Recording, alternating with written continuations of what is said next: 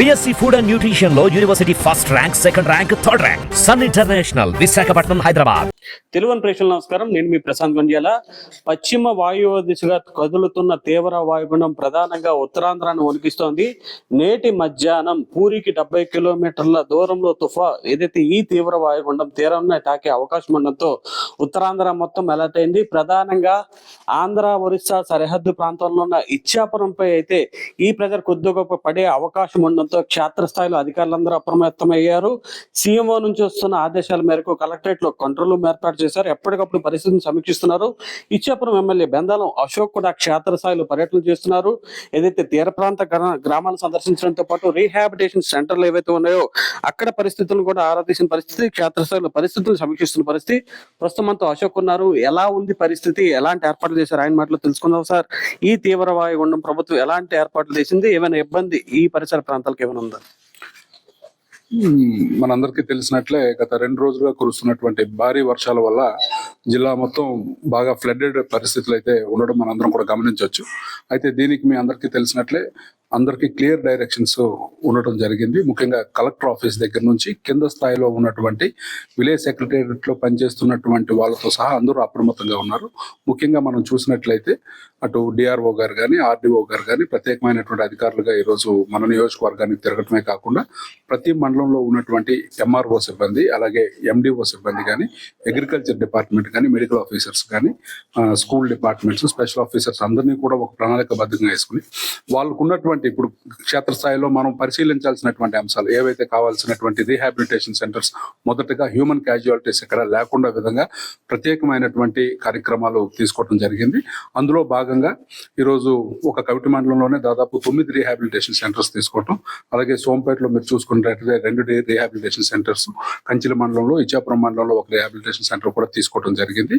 వాళ్ళకి కావాల్సినటువంటి in case of emergency rainfall ఇంకా ఎక్కువగా ఉండి వాళ్ళు గ్రామాల నుంచి షిఫ్ట్ చేయాల్సినటువంటి పరిస్థితులు ఉన్నా, లేకపోతే ఎవరైనా మట్టి ఇళ్లలో నివసిస్తున్నటువంటి వాళ్ళకి ఏదైనా సరే ప్రమాదం ఉండే అవకాశం ఉంటుంది. కాబట్టి ప్రిపేర్డ్నెస్ కోసం ఇక్కడ స్కూల్స్ లో ఇక్కడ ఉన్నటువంటి మిడ్ డే మీల్ స్టాఫ్ ను కూడా ఎంగేజ్ చేసుకుని ఇక్కడ రీహాబిలిటేషన్ సెంటర్స్ నడపడమే కాకుండా అగ్రికల్చర్ డిపార్ట్మెంట్ వాళ్ళకి అన్ఇంటేషన్ సంబంధించినటువంటి అంశాలు ఏవైతే ఉన్నాయో ఆ సమస్యకి పరిష్కారంగా ఒకవేళ ఏమైనా ముంపుకు గురైనటువంటి ప్రాంతం ఉంటే దానికి ఎన్యూమినేట్ చేసే విధంగా కూడా వాళ్ళని సమాయత్తం చేయడం జరిగింది. ప్రత్యేకంగా ఏంటి అంటే మనకి ఈ నియోజకవర్గంలో కాన్ఫిడెన్స్ పాయింట్స్ చాలా ఎక్కువ. మరి నదిలోంచి వచ్చినటువంటి వాటర్ సముద్రంలో కలిసినటువంటి తరుణంలో అక్కడ వాటర్ స్టాగ్నెంట్ అవడం వల్ల పైన ఉన్నటువంటి రైతులు చాలా ఇబ్బందులు పడుతున్నటువంటి పరిస్థితి.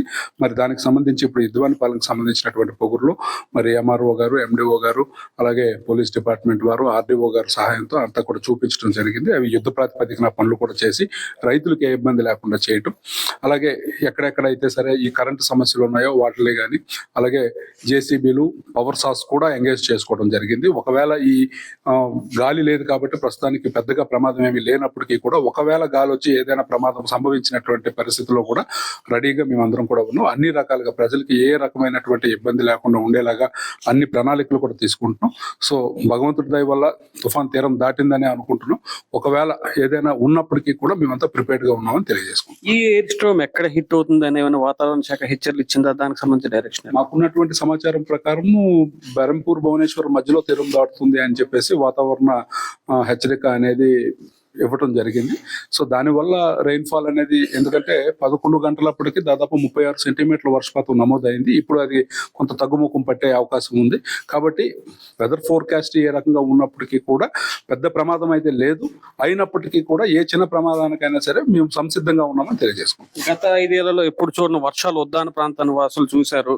ప్రధానంగా ఇక్కడ పంటలకు ఏమైనా, మీరు ఇప్పుడు చెప్పారు ఏదైతే వరికి సంబంధించి, మిగిలిన పంటలు ఇంకేమైనా ఈ రెయిన్ఫాల్ ఏమైనా ఎఫెక్ట్ ఉంటుందా? ఇంకా లేదండి. ఈ ప్రస్తుతానికైతే మా అగ్రికల్చర్ ఆఫీసర్స్ కానీ, హార్టికల్చర్ ఆఫీసర్స్ కానీ గ్రౌండ్ లెవెల్లో ఉన్నారు.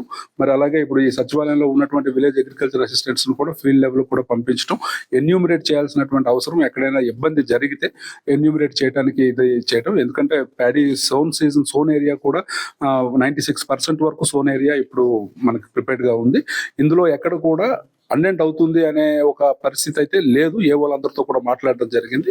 సో ఒకవేళ ఏదైనా కానీ జరిగినట్లయినా సరే వాళ్ళకి రావాల్సినటువంటి ఇన్సూరెన్సెస్ కానీ లేకపోతే వాళ్ళకి మళ్ళీ అవసరమైతే ఇన్పుట్ సబ్సిడీలు కానీ ఇచ్చే ప్రయత్నం కూడా చేస్తాం. ఫైనల్ క్వశ్చన్ సార్, గడిచిన 10 రోజులుగా రాష్ట్రంలో వరదలు, తుఫాన్లు, వర్షాలు ఇవే మాటను వింటున్నాం.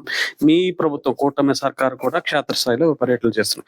ఇలాంటి సమయంలో అవుట్ ఆఫ్ పాలిటిక్స్ అందరూ సర్వీస్ చేయాల్సింది పోయి మీరు కూడా రాజకీయంగా విమర్శలు ఎదుర్కొంటున్నారు. అశోక్ ఏ విధంగా క్లారిటీ ఇస్తారు? ఇప్పుడు జగన్మోహన్ రెడ్డి అనే ఒక వ్యక్తికి రాజకీయము తప్ప రెండో పని లేదు.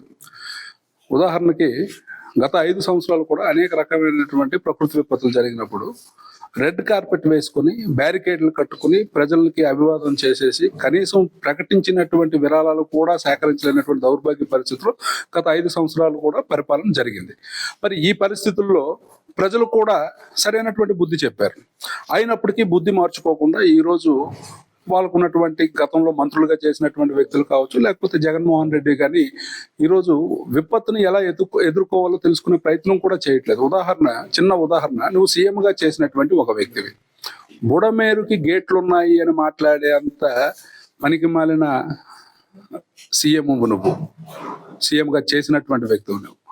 మరి దేనికి గేట్లు ఉన్నాయో, ఏరేంటో, నదేంటో కూడా తెలియకుండా నువ్వు పరిపాలన చేసినందుకే కదా ప్రజలు ఈరోజు నీకు బుద్ధి చెప్పారు. క్షేత్రస్థాయిలో నీకు అవకాశం ఉంటే చంద్రబాబు నాయుడు గారు 75 సంవత్సరాల వయసులో ఆయన జేసీబీలు ఎక్కి దిగి రాత్రిపూట బోట్ల మీద తిరిగి ప్రజలందరికీ ఆహార సరఫరా చేసి ప్రతి ఒక్కరికి కూడా ఇల్లు కూడా ఈరోజు క్లీన్ చేయించి ఇస్తున్న పరిస్థితిలో కూటమి ప్రభుత్వం పనిచేస్తుంటే విమర్శించడం ఎంతవరకు మంచి పద్ధతి? అవకాశం ఉంటే హెల్ప్ చేయండి. ఎందుకు అని అంటే రాజకీయాలు వేరు, ప్రకృతి విపత్తులు వచ్చినప్పుడు మనందరము ఒకటయ్యి ప్రజలకు సేవలు అందించగలిగే పరిస్థితిలో ఉంటాం. కాబట్టి మనం కలిసి పనిచేసి ప్రజలకు ఇబ్బంది లేకుండా చేయాలి తప్ప విమర్శించడం వల్ల ఏమొస్తుంది?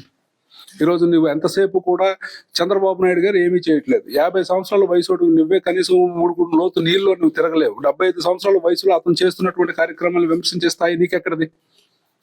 ఇదికే కదా ప్రజలు నీకు 11 ఇచ్చారు.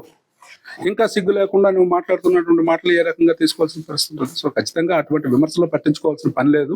ఎందుకనంటే మీ అందరికీ తెలుసు, చంద్రబాబు నాయుడు గారు is master of disaster management. ఇలాంటివి ఏమైనా వచ్చినప్పుడు ఆయన రెస్పాండ్ అయ్యే తీరు ప్రపంచ దేశాలు కొనియాడే పరిస్థితి ఉంది. ఈరోజు మీరు చూడండి, he's even using technology in this services. డ్రోన్లు కూడా ఈరోజు తీసుకొని వచ్చి ప్రజలకు ఆహార పదార్థాలు అందించే ప్రయత్నం చేస్తున్నారు. బుడమేరు గండ్లు 5 సంవత్సరాలు మీరు పోడ్చలేకపోయిన దౌర్భాగ్యులు మీరు. ఈరోజు 6 రోజుల్లో మా ఇరిగేషన్ శాఖ మంత్రి అక్కడే కూర్చుని, అక్కడే భోంచేసి, అక్కడే పడుకుని ఈరోజు వారం రోజులు రికార్డు టైంలో ఈరోజు 3 గంటలు పూడ్చి ఈరోజు వాటర్ రిసీడ్ అవ్వడానికి అన్ని రకాలైనటువంటి కార్యక్రమాలు తీసుకున్నారు. ఈరోజు మంత్రులందరూ అక్కడే ఉన్నారు. ఆఖరికి మన జిల్లా యంత్రాంగాన్ని కూడా అక్కడ డెప్యూట్ చేసి జాయింట్ కలెక్టర్ గారు కూడా అక్కడే పనిచేస్తున్నటువంటి పరిస్థితి. This is how we should manage the disaster.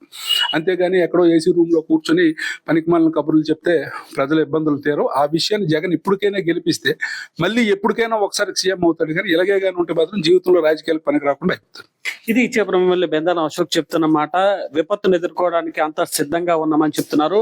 కొద్ది మేర కురుస్తున్న రైల్ ఫాన్ నేపథ్యంలో ఎవరైతే లోతట్టు ప్రాంతాలు ఉన్నాయో అవన్నీ కూడా అప్రమత్తం చేయడం జరిగిందని అశోక్ చెప్తున్నారు.